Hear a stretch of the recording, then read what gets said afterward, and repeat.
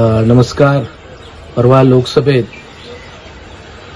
भारतीय जनता पक्षाचे खासदार सन्माननीय अनुरागजी ठाकूर यांनी जे काही राहुल गांधी यांच्या विरोधात जातीवरून जे काही वक्तव्य केलं त्या वक्तव्याचा आणि अनुराग ठाकूर यांचा मी या ठिकाणी सिंधुदुर्ग जिल्हा युवक काँग्रेसच्या वतीनं निषेध करतो.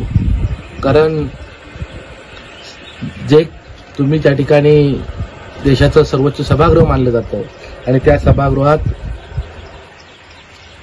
संविधानाच्या आधारे आपण त्या ठिकाणी बसतो आणि जर कारण अशा यांच्या वक्तव्यावरून मुळात हे लोक संविधान मानणारे नाही आहेत आणि त्यामुळेच त्यांच्याकडून अशी ही वक्तव्य त्यांच्या तोंडून येत आहेत.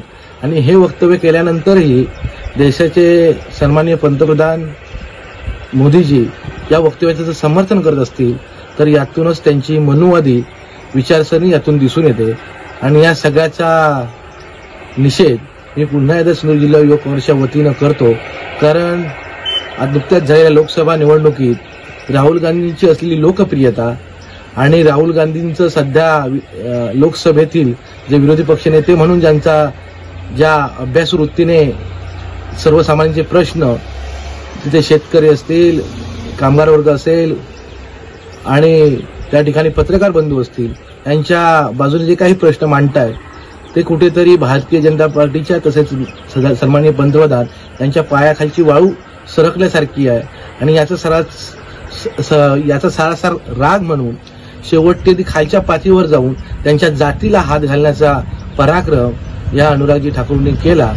आणि खरोखरच हा कुठेतरी देशाचा आणि त्या सर्वोच्च सभागृहाचा अपमान आहे आणि ही प्रवृत्ती कुठेतरी थांबली पाहिजे.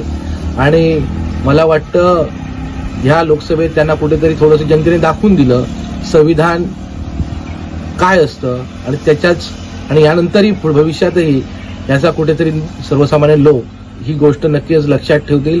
कारण हा देश सर्व जाती धर्मांनी व्यापलेला आहे आणि ते सर्व धर्म समभाव ह्या आपल्या देशाची ही व्याख्या आहे.